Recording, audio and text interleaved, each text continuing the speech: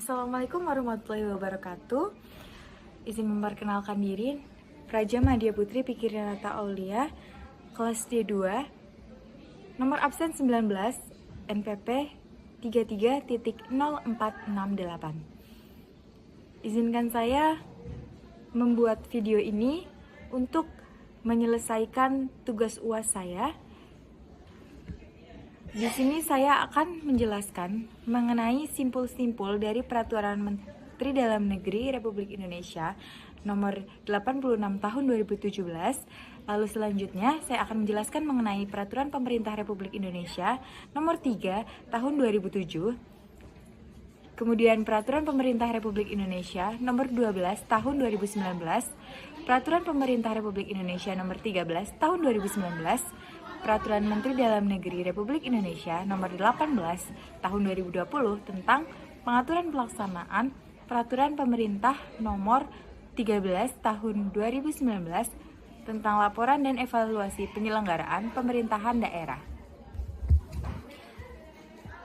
Jadi yang pertama yaitu Peraturan Menteri Dalam Negeri Republik Indonesia nomor 86 tahun 2017.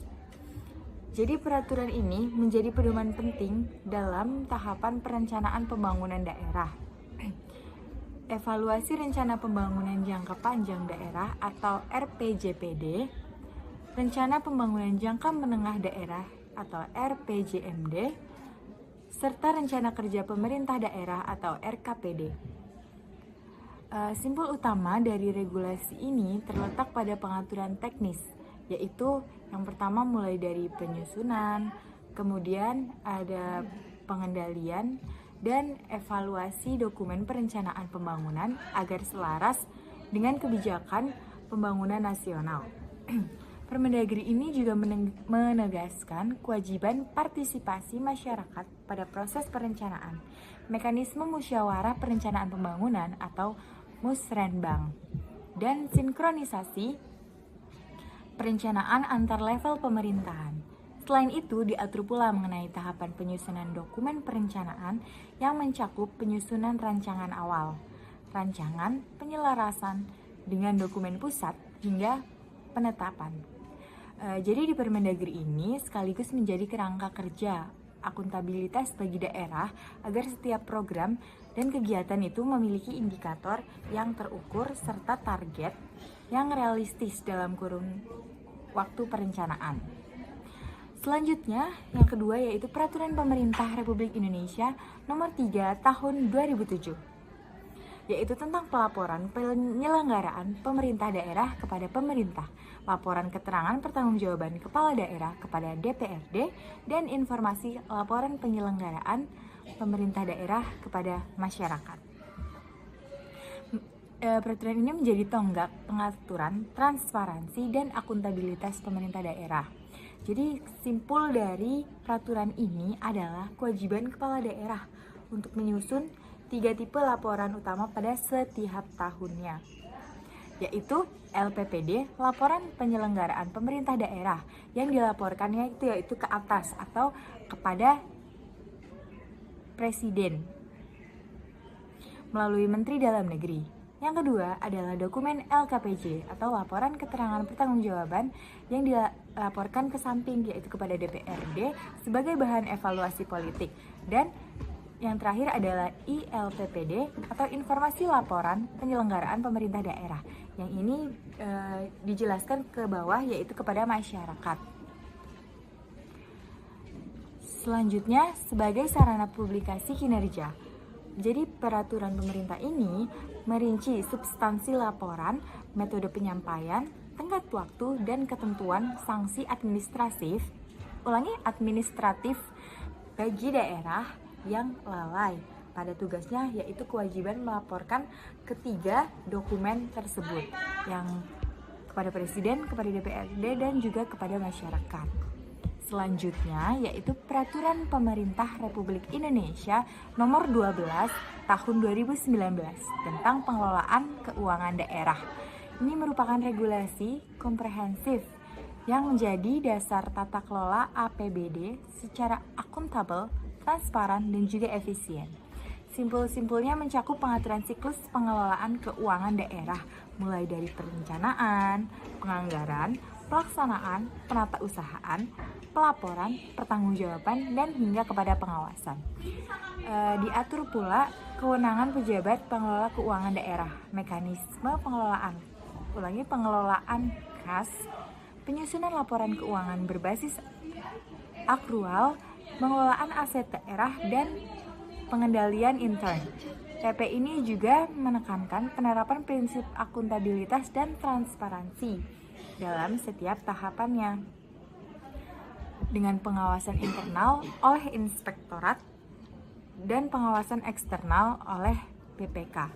Selain itu, Peraturan Pemerintah Nomor 12 Tahun 2019 ini menegaskan integrasi antar dokumen perencanaan pembangunan daerah dan juga penganggaran APBD agar mencapai kinerja yang dapat terukur secara konsisten. Yang selanjutnya yaitu Peraturan Pemerintah Republik Indonesia Nomor 13 Tahun 2019 tentang pelaporan dan evaluasi penyelenggaraan pemerintah daerah secara lebih rinci, melanjutkan mandat pada Peraturan Pemerintah Nomor 3 Tahun 2007 tadi dengan menekankan pada mekanisme evaluasi yang lebih sistematis dan juga berbasis indikator kinerja utama atau IKU. Simpulan terpenting dari peraturan pemerintah ini adalah penguatan sistem evaluasi atas laporan penyelenggaraan pemerintahan daerah, termasuk tahapan penyusunan, instrumen evaluasi, pengolahan data, capaian kinerja, penyampaian hasil evaluasi kepada daerah, serta tindak lanjut atas rekomendasi hasil evaluasi. Jadi, pada peraturan pemerintah ini memerintahkan Menteri Dalam Negeri untuk menyusun indikator penilaian kinerja penyelenggaraan pemerintah daerah yang berlaku secara nasional dan menjadi acuan pembinaan serta pengawasan. Dengan demikian, evaluasi bukan hanya bersifat formal administratif, tetapi berbasis data kinerja yang real di lapangan. Yang selanjutnya dapat mempengaruhi kebijakan pembinaan pemerintah pusat kepada pemerintah daerah. Selanjutnya, yang terakhir yaitu Peraturan Menteri Dalam Negeri Nomor 8 Tahun 2020 tentang pengaturan pelaksanaan Peraturan Pemerintah Nomor 13 Tahun 2019 atau peraturan sebelumnya menjadi regulasi teknis dan merinci prosedur dan tata cara laporan serta evaluasi penyelenggaraan pemerintah daerah. Simpul utamanya pada peraturan ini yaitu mencakup penyusunan pedoman teknis. Pedoman teknis bagaimana sih format laporan LPPD, LKPJ, dan ILPPD tadi. Jadi di sini itu dijelaskan secara lebih merinci bagaimana tiga laporan tersebut disusun. Metode pengumpulan dan validasi data, capaian kinerja, mekanisme penyampaian dokumen secara elektronik melalui sistem informasi yang terintegrasi, serta alur kerja evaluasi mulai dari penerimaan laporan, penelaahan substansi, verifikasi data, penilaian, penyusunan hasil evaluasi, sampai penyampaian rekomendasi. Jadi, pada peraturan Menteri Dalam Negeri ini juga mengatur sanksi administratif apa yang akan diterima suatu daerah apabila kepala daerahnya terlambat atau tidak menyampaikan laporan secara lengkap dan tepat pada tenggat waktu atau deadline-nya. Selain itu, Peraturan Menteri Dalam Negeri Nomor 8 Tahun 2020 menekankan pentingnya koordinasi antar pemerintah daerah dan juga Kementerian Dalam Negeri, termasuk pembinaan teknis bagi daerah yang memiliki capaian kinerja yang rendah. Secara keseluruhan, rangkaian regulasi ini membentuk kerangka normatif yang integratif dan komprehensif komprehensif mengenai siklus perencanaan pembangunan daerah, pengelolaan keuangan daerah, serta pelaporan dan evaluasi kinerja penyelenggaraan pemerintah daerah. Tujuannya adalah untuk memastikan setiap pemerintahan daerah bekerja secara terukur, transparan, akuntabel, partisipatif, dan selaras dengan arah kebijakan pembangunan nasional demi meningkatkan kesejahteraan masyarakat dan kualitas pelayanan publik.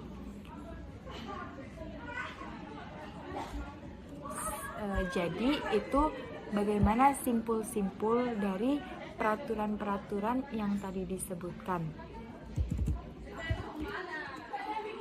yaitu peraturan menteri dalam negeri Republik Indonesia nomor 86 tahun 2017, peraturan pemerintah Republik Indonesia nomor 3 tahun 2007, peraturan pemerintah Republik Indonesia nomor 12 tahun 2019, peraturan pemerintah Republik Indonesia nomor 13 tahun 2019, dan peraturan Menteri Dalam Negeri Republik Indonesia nomor 8 tahun 2020 tentang pengaturan pelaksanaan, serta peraturan pemerintah nomor 13 tahun 2019 yaitu tentang laporan dan evaluasi penyelenggaraan pemerintah daerah. Jadi bagian alur kewajiban dan hubungan antar regulasi yaitu tahap perencanaan pembangunan, dasar hukumnya ada di Permendagri nomor 86 tahun 2017.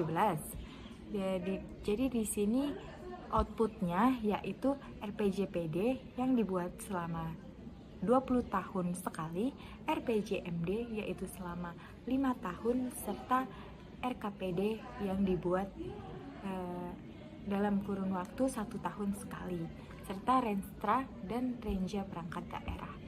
Yang kedua ada tahapan penganggaran dan pengelolaan keuangan, dasar hukum utamanya yaitu peraturan pemerintah nomor 12 tahun 2019 dengan output APBD DP. Assalamualaikum warahmatullahi wabarakatuh. Izin memperkenalkan diri, Praja Maria Putri Pikirananta Aulia, kelas D2, nomor absen 19, NPP 33.0468.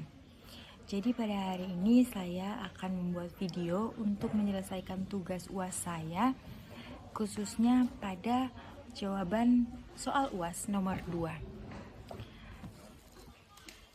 Jadi pada soal nomor 2 ini saya akan menjelaskan terlebih dahulu poin-poin yang akan saya jelaskan.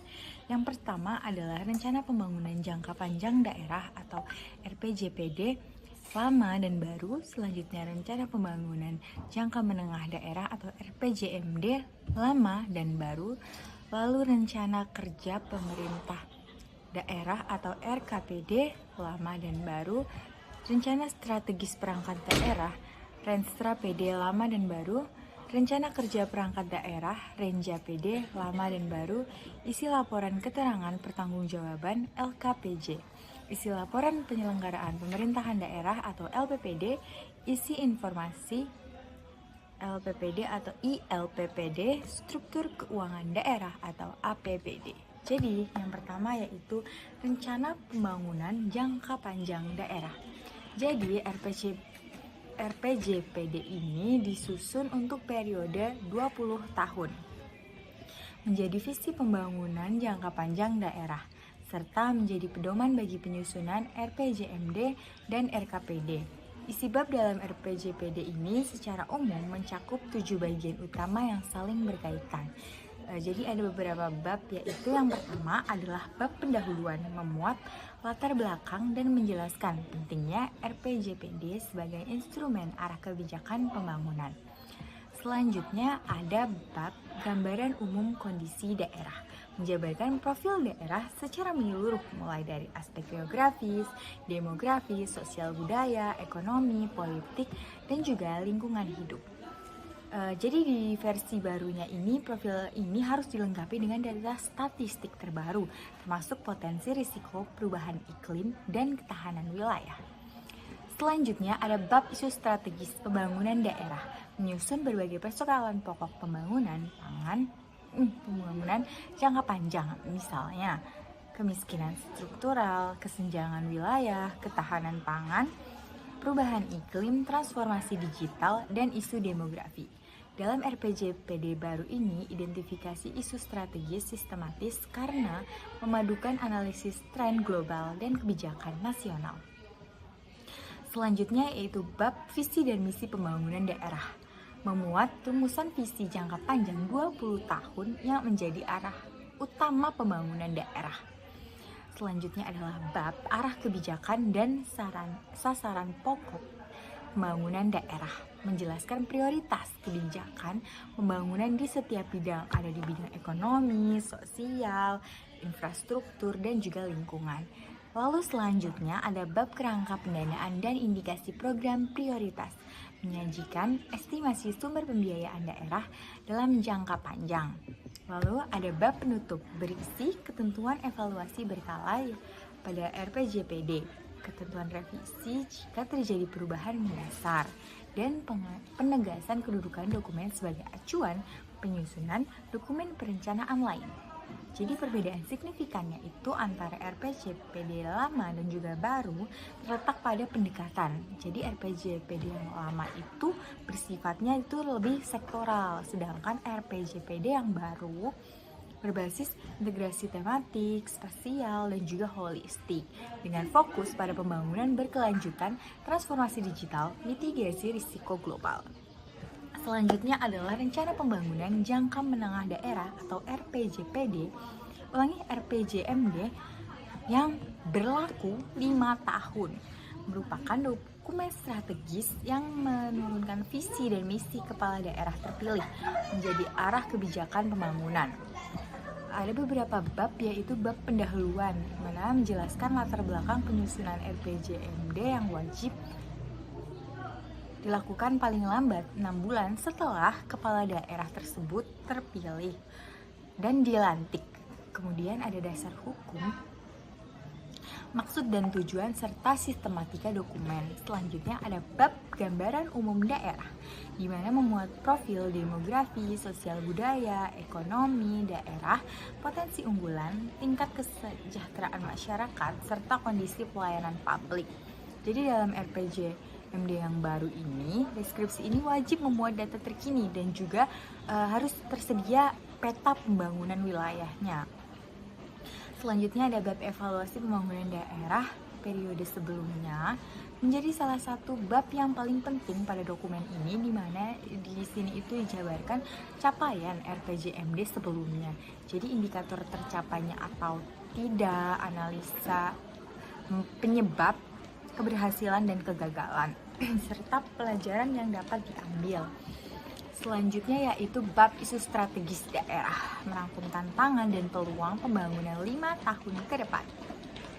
Jadi RPJMD baru ini wajib meletakkan isu strategis apa sih yang secara kuantitatif dan kualitatif, termasuk isu lintas sektor seperti stunting, kemiskinan ekstrim, kesenjangan wilayah, dan juga inovasi pelayanan publik. Selanjutnya ada bab visi, misi, tujuan, dan sasaran pembangunan daerah, merupakan jantung dari dokumen RPJMD ini. Selanjutnya ada bab strategi dan arah kebijakan, lalu bab rencana program pembangunan jangka menengah daerah, bab kerangka pendanaan jangka menengah daerah, dan juga bab indikator kinerja utama daerah. Selanjutnya ada bab penutup.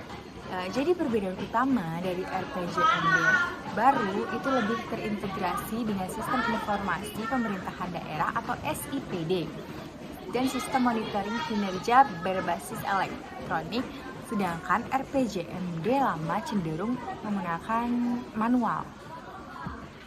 Selanjutnya adalah Rencana Kerja Pemerintah Daerah atau RKPD. RKPD ini adalah dokumen rencana tahunan daerah yang menjembatani RPJMD dan juga APBD. Beberapa bab di dalamnya adalah bab pendahuluan yang memuat dasar hukum, maksud, tujuan, ruang lingkup, dan juga sistematika penyusunannya. Lalu ada bab evaluasi dan pelaksanaan RKPD tahun sebelumnya yang berisi analisis capaian kinerja, realisasi anggaran, kendala, dan juga solusi apa sih yang diperlukan. Selanjutnya ada bab kerangka ekonomi daerah dan kebijakan fiskal. Memaparkan asumsi makroekonomi daerah, proyeksi pendapatan, kebijakan pembiayaan, serta prioritas belanja daerah. Selanjutnya ada juga bab prioritas pembangunan daerah dan sasaran. Bab rencana kerja dan pendanaan perangkat daerah, bab kerangka pendanaan dan perakiraan platform anggaran, dan juga yang terakhir adalah bab penutup. RKPD baru lebih sinkron dengan e-planning, sementara RKPD lama masih dibuat semi manual. Ya, selanjutnya adalah rencana strategis perangkat daerah atau Renstrapd. Renstrapd ini berlaku 5 tahun sebagai arah kebijakan OPD yang memiliki beberapa bab, yaitu adalah pendahuluan, menjelaskan tentang latar belakang, maksud, tujuan, dasar hukum, dan juga kedudukan dokumen. Lalu ada bab tugas dan fungsi perangkat daerah. Ini menjelaskan kewenangan, tugas pokok dan fungsi dan kedudukan hukum OPD tersebut. Selanjutnya ada bab evaluasi Renstra sebelumnya, menilai capaian program 5 tahun sebelumnya. Ada juga bab isu strategis perangkat daerah, memetakan persoalan yang perlu diatasi.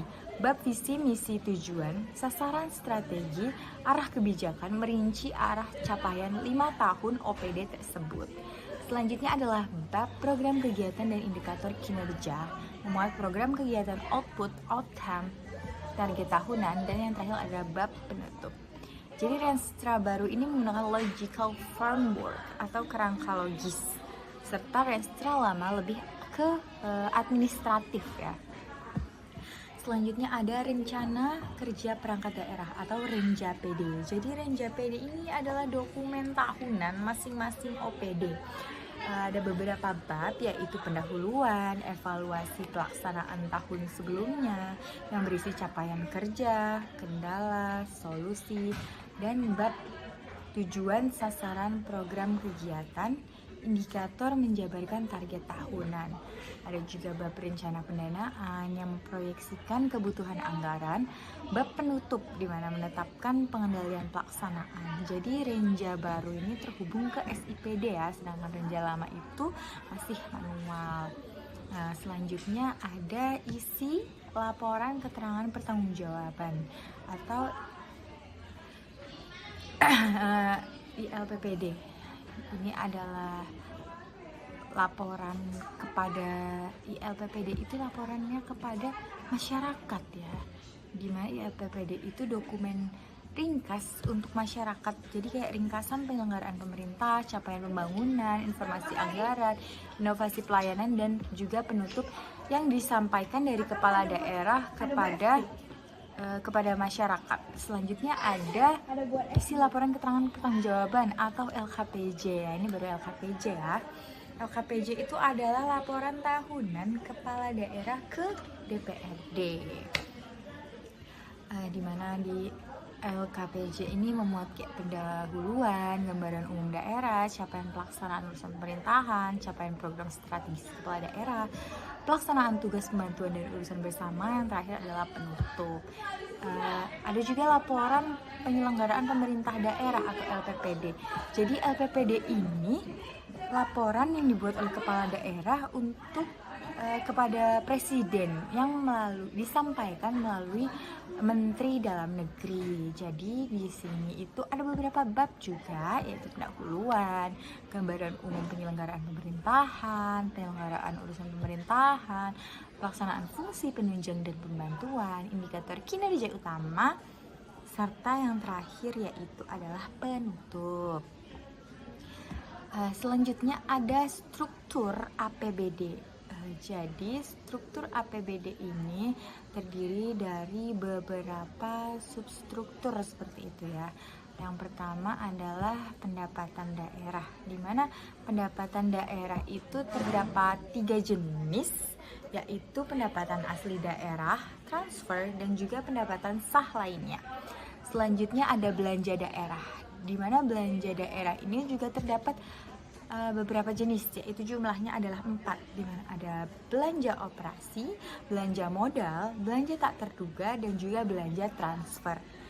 Selanjutnya adalah pembiayaan daerah, yaitu penerimaan pembiayaan dan pengeluaran pembiayaan.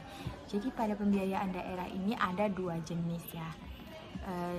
Itu saja yang dapat saya sampaikan untuk menjawab soal UAS nomor 2, di mana poin-poinnya adalah rencana pembangunan jangka panjang daerah atau RPJPD, lama dan baru, rencana pembangunan jangka menengah daerah atau RPJMD, yang lama dan baru, lalu rencana kerja pemerintah daerah atau RKPD lama dan baru.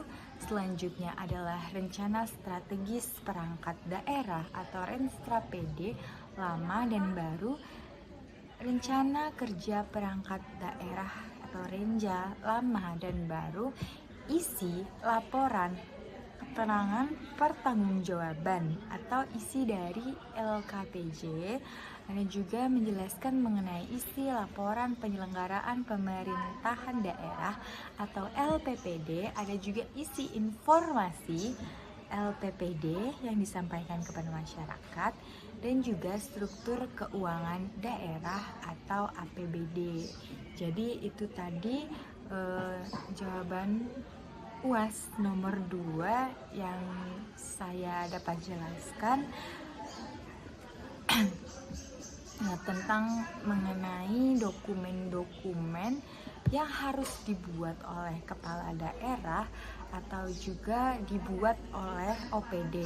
Jadi di mana dokumen tersebut kepala daerah itu wajib membuat dokumen, misalkan sebagai laporan atau juga dokumen-dokumen rencana seperti itu ya. Misalkan RPJPD itu 20 tahun, RPJMD itu 5 tahun, serta RKPD itu 1 tahun. Ada juga LKPJ atau dokumen pertanggungjawaban yang disampaikan kepada DPRD atau ke samping seperti itu ya. Lalu ada LPPD, di mana dokumen yang disampaikan dari kepala daerah kepada ke atas, yaitu kepada presiden melalui Menteri Dalam Negeri. Dan selanjutnya ada juga ILPPD, yaitu informasi secara singkat yang disampaikan ke bawah atau kepada masyarakat.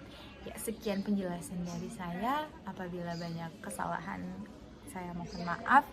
Terima kasih telah mendengarkan. Assalamualaikum warahmatullahi wabarakatuh. Assalamualaikum warahmatullahi wabarakatuh.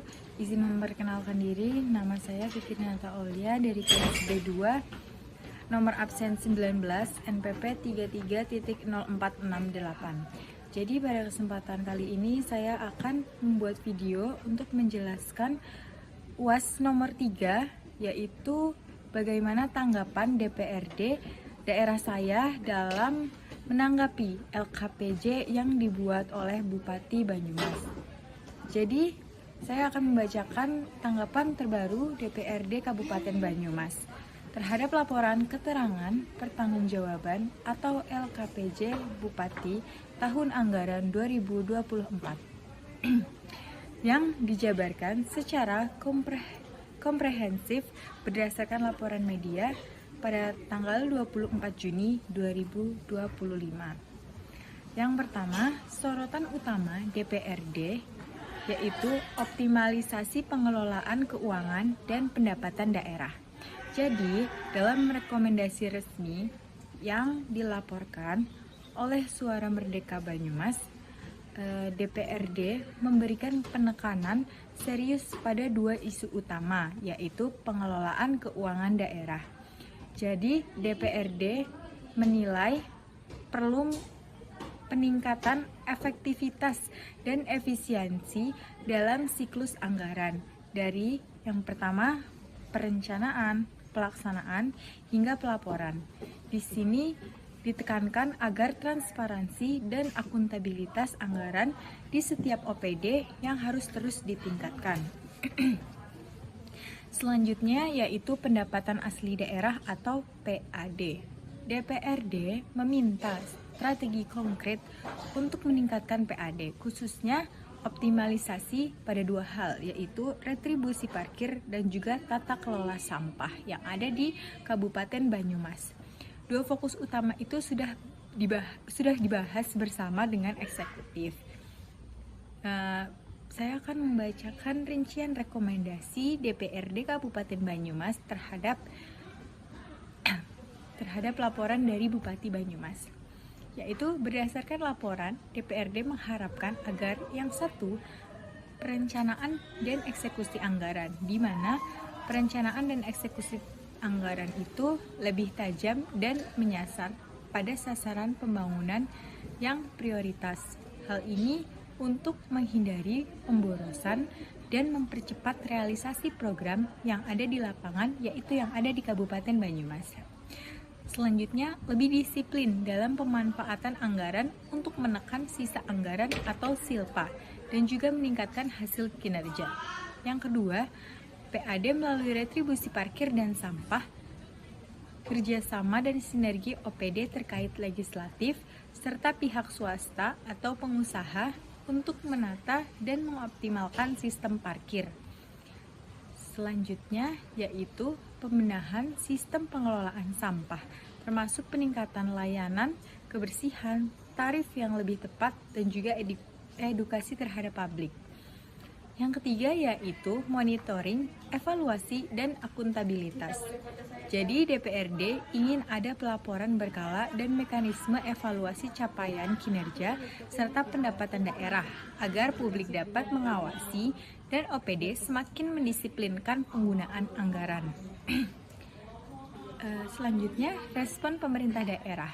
Bupati Banyumas, Sadewotri Lastiono menyatakan komitmennya untuk menindaklanjuti rekomendasi yang dibuat oleh DPRD Kabupaten Banyumas, termasuk untuk memperbaiki perencanaan anggaran dan menyusun strategi PAD berbasis retribusi parkir dan juga sampah.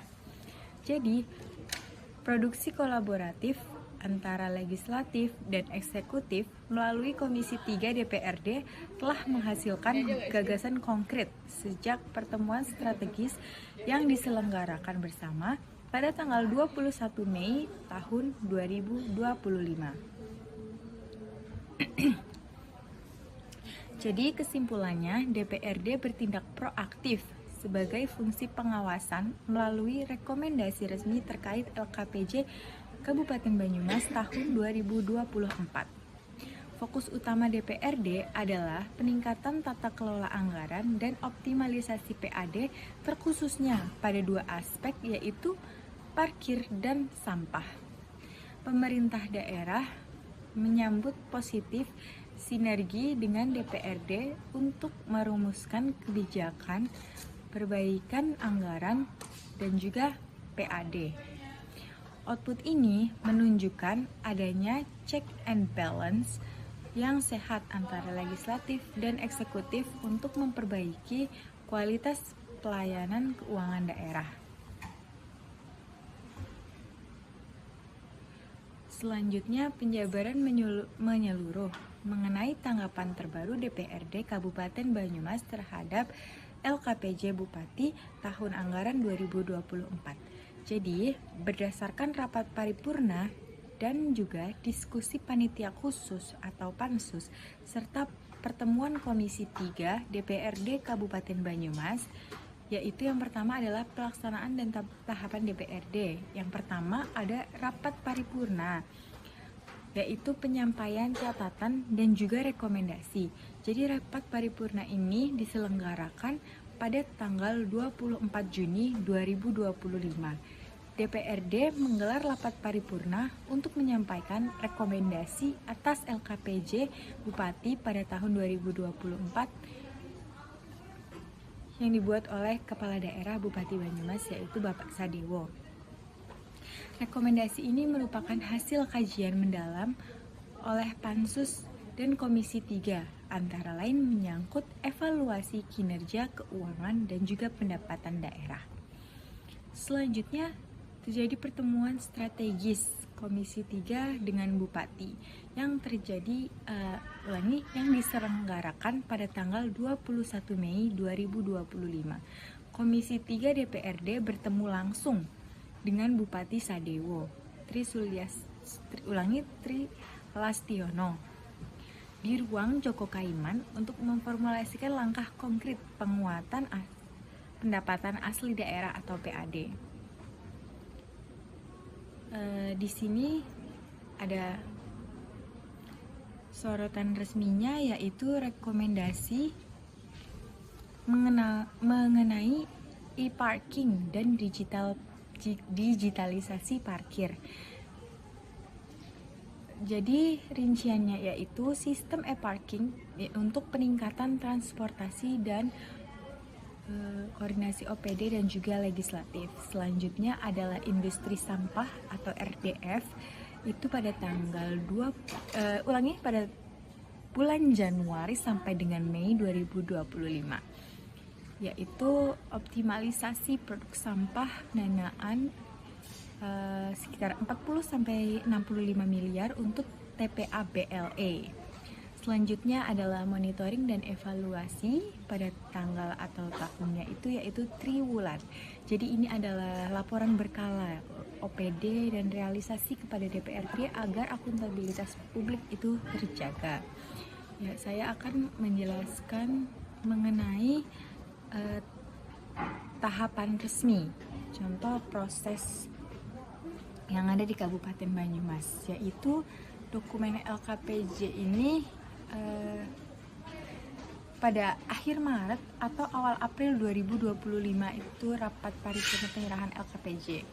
Pada April sampai Maret 2025 pembahasan Pansus DPRD, pemanggilan OPD, klasifikasi data, dan selanjutnya pertengahan Mei 2025 yaitu rapat finalisasi rekomendasi internal Pansus. Selanjutnya pada akhir Mei 2025 rapat paripurna DPRD penetapan keputusan DPRD tentang rekomendasi atas LKPJ Bupati pada tahun anggaran 2024. Jadi rapat paripurna ini biasanya dihadiri oleh unsur pimpinan DPRD, fraksi-fraksi, bupati atau wakil bupati, sekda, kepala OPD, Forkopimda, dan juga media. Jadi contoh struktur dokumen rekomendasi DPRD itu ada kerangkanya, yaitu pendahuluan, di mana pendahuluan itu mencakup dasar hukum pembahasan proses pembahasan LKPJ.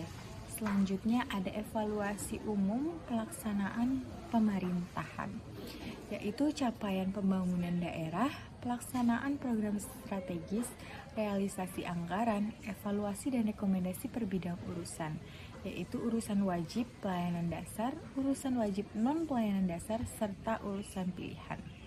Lalu berikutnya ada kesimpulan dan penutup, yaitu ringkasan, temuan, rekomendasi, dan tindak lanjut.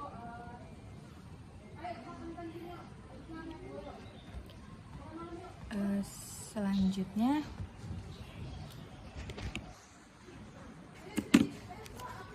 isi tanggapan dan rekomendasi DPRD itu antara lain adalah apresiasi dan catatan umum. Yang pertama yaitu penghargaan atas pencapaian pembangunan daerah, catatan perbaikan untuk tata kelola pemerintahan, penekanan pada perbaikan akuntabilitas dan transparansi. Lalu yang kedua ada evaluasi per bidang urusan pemerintahan, di mana yang pertama adalah bidang pemerintahan umum, yaitu kualitas pelayanan publik, reformasi dan juga reformasi birokrasi. Selanjutnya pada urusan wajib pelayanan dasar, yang pertama yaitu pendidikan, misalnya pencapaian IPM, sarana prasarana sekolah. Selanjutnya pada bidang kesehatan, contohnya yaitu penanganan stunting dan UHC. Lalu pada bidang pekerjaan umum, contohnya adalah perbaikan jalan dan juga drainase. Selanjutnya pada urusan non-pelayanan dasar, terdapat 3 bidang, yaitu pariwisata, pertanian, serta UMKM. Selanjutnya, catatan realisasi anggaran. Yang pertama, realisasi pendapatan daerah, realisasi belanja daerah, sisa lebih pembiayaan anggaran atau SILPA, belanja prioritas dan efektivitas program, rekomendasi strategis. Yaitu saran peningkatan capaian indikator kinerja, perbaikan koordinasi antar OPD, penguatan perencanaan, dan juga penganggaran berbasis kinerja. Selanjutnya, percepatan pelayanan publik berbasis digital. Lalu yang selanjutnya yaitu penajaman program pengentasan kemiskinan.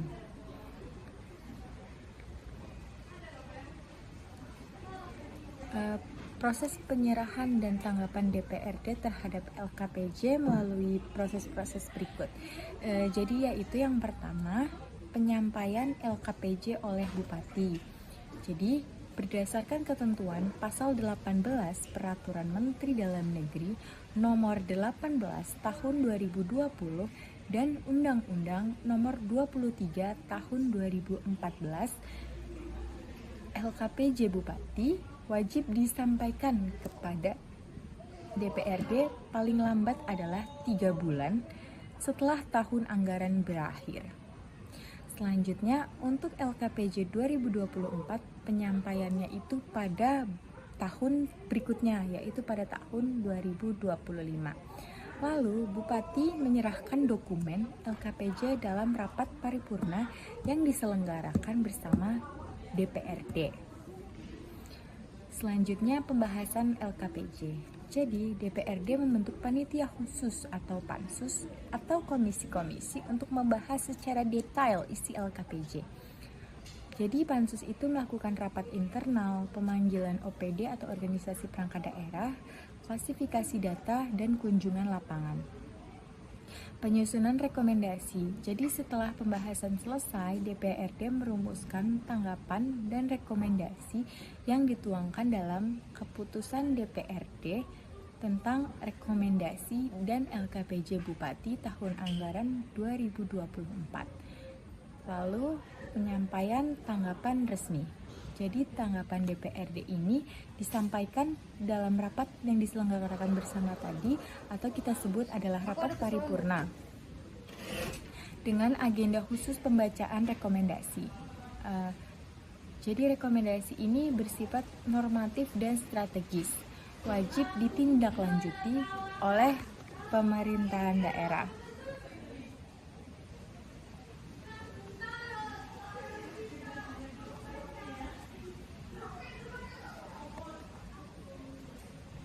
Ya, itu yang tadi saya sampaikan mengenai tanggapan dari DPRD daerah saya, yaitu DPRD Kabupaten Banyumas terhadap LKPJ yang disampaikan oleh kepala daerah saya, yaitu Bapak Sadewo. Informasi-informasi tadi saya ambil dari beberapa sumber, yaitu contohnya Suara Merdeka Banyumas, DPRD kalongan.kap.go.id, dan juga beberapa platform berita lainnya. Sekian yang dapat saya sampaikan. Apabila terdapat kesalahan, mohon dimaafkan. Wassalamualaikum warahmatullahi wabarakatuh. Assalamualaikum warahmatullahi wabarakatuh. Izin memperkenalkan diri. Nama Praja Madya Putri Pikirinata Aulia, kelas D2, nomor absen 19, NPP 33.0468.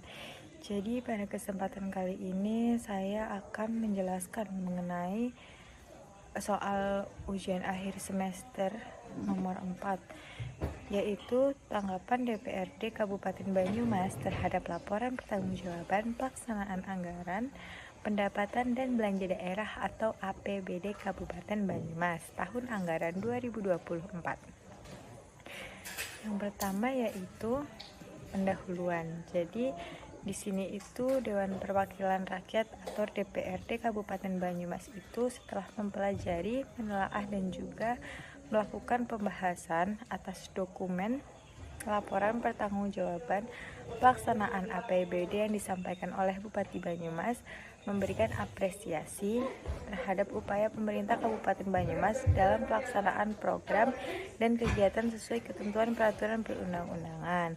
Namun demikian, DPRD juga berkewajiban untuk menyampaikan beberapa catatan strategis, evaluasi, serta rekomendasi untuk perbaikan kinerja penyelenggaraan pemerintahan dan pengelolaan keuangan daerah pada tahun anggaran berikutnya.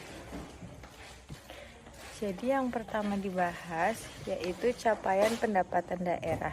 Jadi DPRD itu mencermati realisasi pendapatan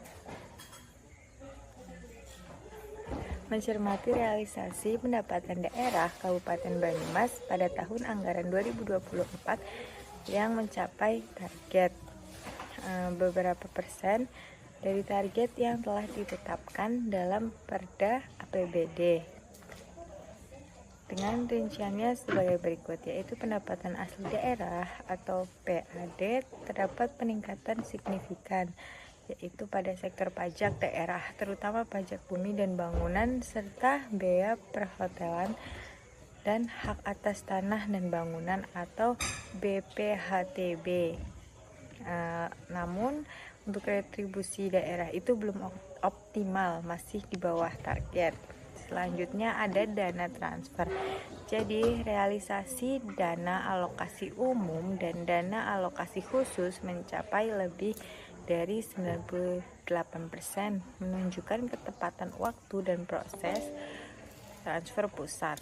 Yang selanjutnya lain-lain atau pendapatan daerah yang sah. Perlu dilakukan optimalisasi potensi kerjasama dengan pihak ketiga yang belum tergarap maksimal. Nah, di sini DPRD itu memiliki catatan di mana optimalisasi potensi PAD itu belum diprioritaskan melalui pembaruan basis data objek pajak dan peningkatan kualitas pelayanan perpajakan daerah. Jadi retribusi jasa umum, jasa usaha, dan perizinan tertentu itu harus dikaji ulang potensi dan efektivitas pemungutannya. Kedua yaitu capaian belanja daerah. Jadi DPRD itu mencatat realisasi belanja daerah itu mencapai berapa persen dari pagu anggaran dengan komposisinya yaitu sebagai berikut. Yang pertama yaitu belanja operasi, di mana realisasinya itu relatif tinggi, mencakup belanja pegawai dan belanja barang atau jasa. Jadi DPRD itu menekankan untuk perlunya pengendalian belanja pegawai agar tidak membebani fiskal daerah. Selanjutnya yaitu belanja modal, di mana terdapat realisasi di bawah target, serta adanya keterlambatan proses pengadaan barang atau jasa, serta masalah administrasi penganggaran menjadi penyebab utama. Selanjutnya adalah belanja tak terduga, sudah digunakan sesuai dengan ketentuannya, terutama dalam mendukung penanganan darurat bencana dan pengendalian dampak inflasi.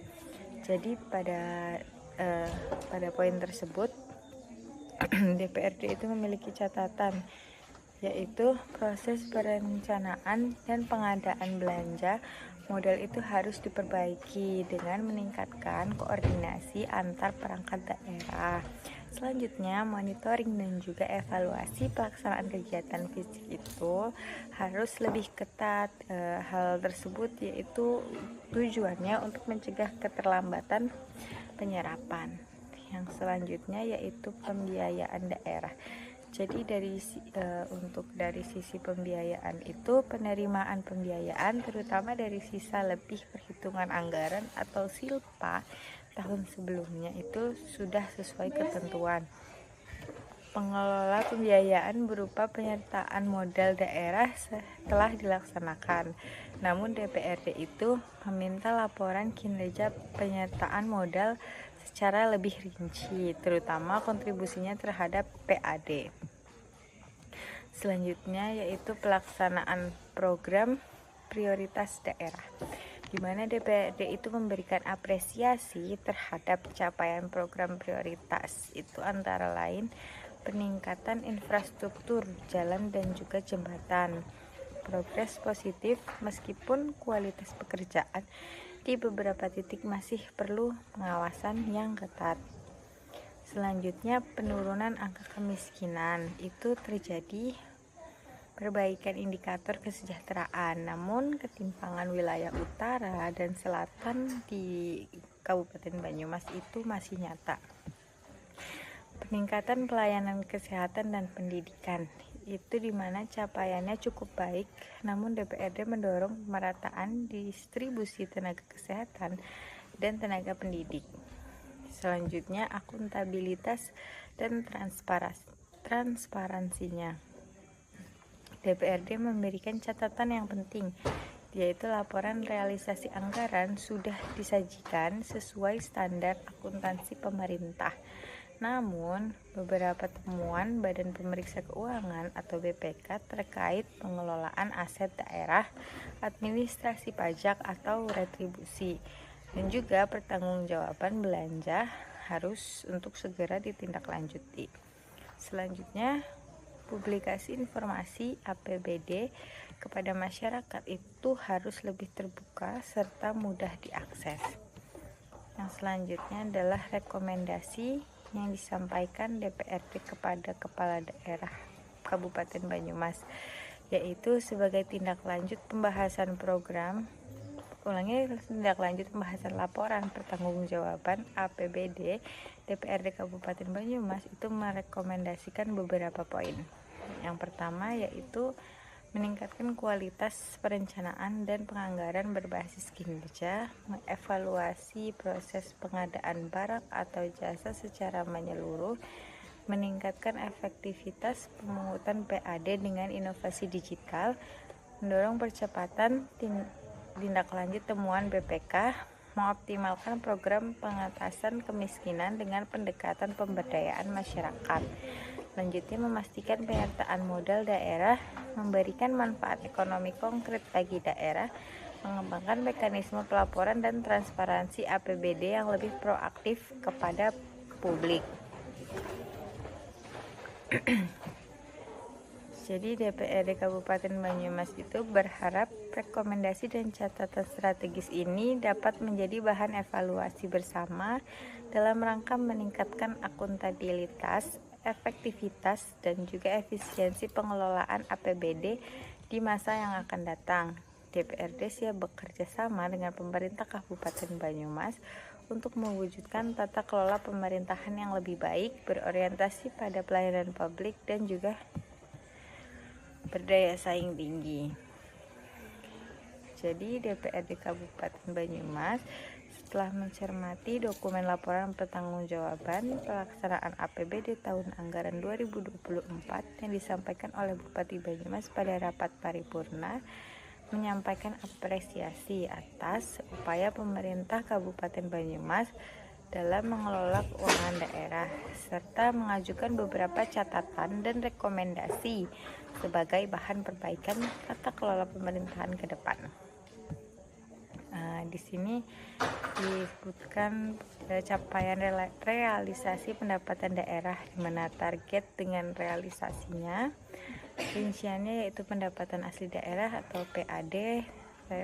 Target dan realisasinya, rincian PAD itu ada pajak daerah, retribusi daerah, hasil pengelolaan kekayaan daerah, dan lain-lain PAD. Selanjutnya ada pendapatan transfer. Ini meliputi dana perimbangan, DAK, dan dana desa.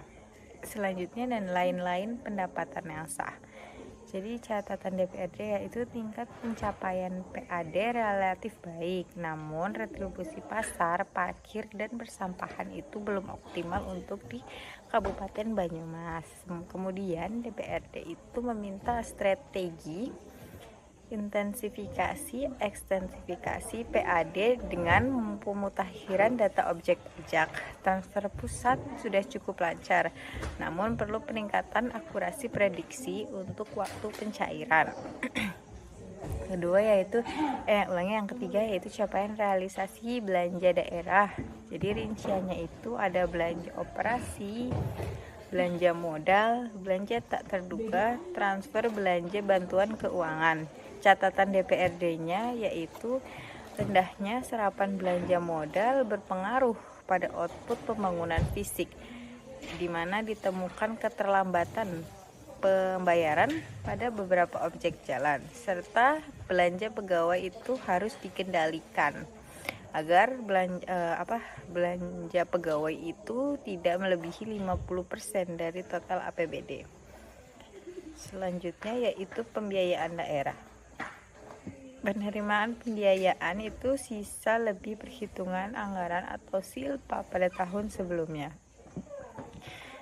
Pengeluaran pembiayaan, penyertaan modal BPR BKK Purwokerto, serta penyertaan modal PDAM.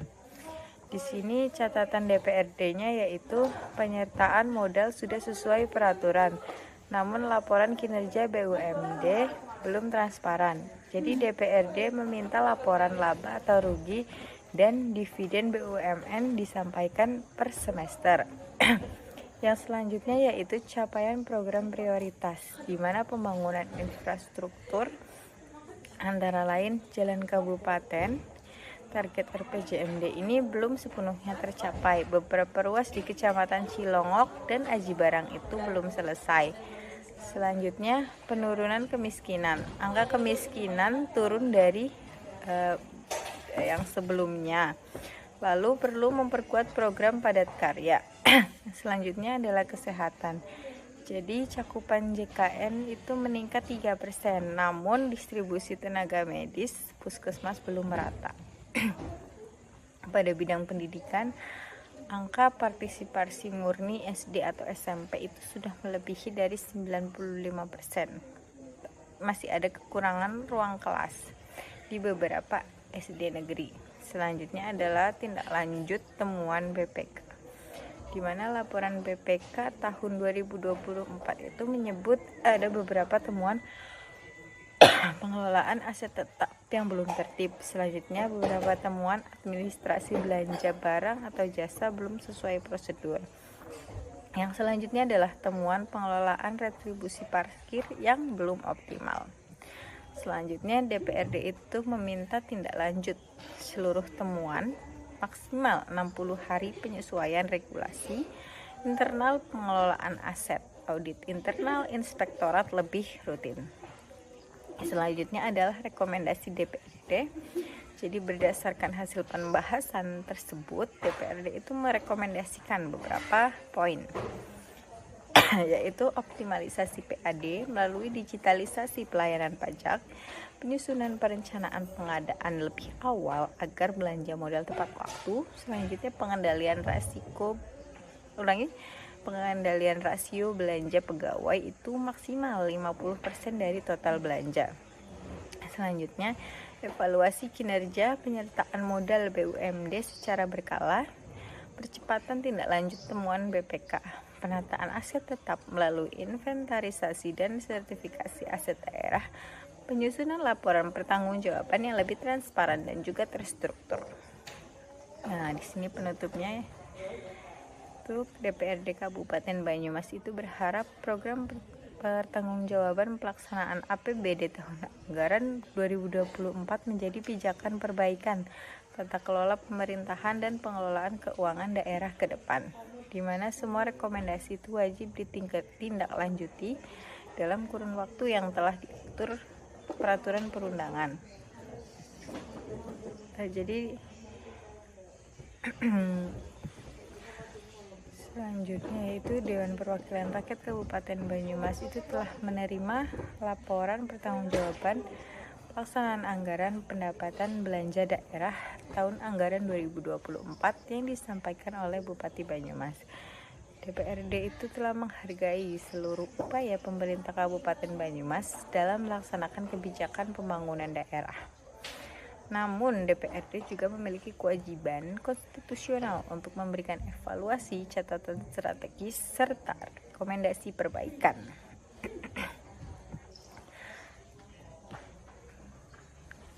Di sini dijelaskan mengenai rincian realisasi pendapatan, ya, yaitu beberapa jenis, yaitu pendapatan asli daerah, pajak daerah, retribusi daerah, hasil pengelolaan kekayaan daerah, dan juga lain-lain PAD. Ada juga pendapatan transfer dan lain-lain pendapatan sah. Jadi DPRD itu mendorong optimalisasi untuk pemungutan retribusi parkir, pasar, dan persampahan. Realisasi pendapatan transfer itu relatif stabil. Untuk lain-lain PAD sudah terlampaui target. Selanjutnya realisasi belanja daerah, terdapat belanja operasi, yaitu belanja pegawai, belanja barang atau jasa, bunga, subsidi, dan juga hibah. Selanjutnya ada belanja modal, belanja tak terduga, transfer bantuan keuangan. Belanja pegawai mendekati ambang batas 40% dari total belanja. Belanja modal itu hanya 85,61%, di mana disebabkan oleh beberapa hal. Selanjutnya adalah realisasi pembiayaan daerah. Penerimaan sisa pembiayaan itu sisa lebih berhitungan anggaran silpa. Selanjutnya ada pengeluaran pembiayaan, penyertaan modal BUMD, BPR BKK Purwokerto, serta PDAM Tirta Satria. Nah, di sini catatannya yaitu DPRD itu meminta evaluasi atas kinerja BUMD yang menerima penyertaan modal, laporan laba atau rugi BUMD itu masih kurang lengkap. Selanjutnya yaitu capaian program prioritas daerah, ada infrastruktur jalan dan jembatan, kondisi jalan kabupaten, proyek yang belum rampung hingga triwulan 4, serta penurunan kemiskinan, di mana Banyumas itu mengalami penurunan kemiskinan, serta masih terdapat beberapa desa dengan kategori yang kurang baik. Selanjutnya di bidang pendidikan, angka partisipasi murninya SD itu sudah lumayan bagus untuk SMP dan jenjang pendidikan lainnya. Selanjutnya untuk bidang kesehatan, yaitu cakupan JKN-nya itu meningkat, namun masih kekurangan beberapa perawat. Bidang pertanian ada program ketahanan pangan. Lalu selanjutnya rekomendasi dari DPRD Kabupaten Banyumas adalah optimalisasi pendapatan, yaitu pembaruan data objek pajak atau retribusi, penerimaan sistem digital, pembayaran retribusi pasar dan parkir, percepatan realisasi belanja modal, penjadwalan perlelangan lebih awal, monitoring bulanan progres fisik, pengendalian belanja pegawai, evaluasi formasi pegawai non-ASN agar rasio belanja pegawai itu terkendali. Selanjutnya pada pengelolaan BUMD, laporan kinerja BUMD per semester itu wajib disampaikan ke DPRD, serta percepatan penyelesaian temuan BPK, perbaikan sarana pendidikan, dan penguatan program penanggulangan kemiskinan.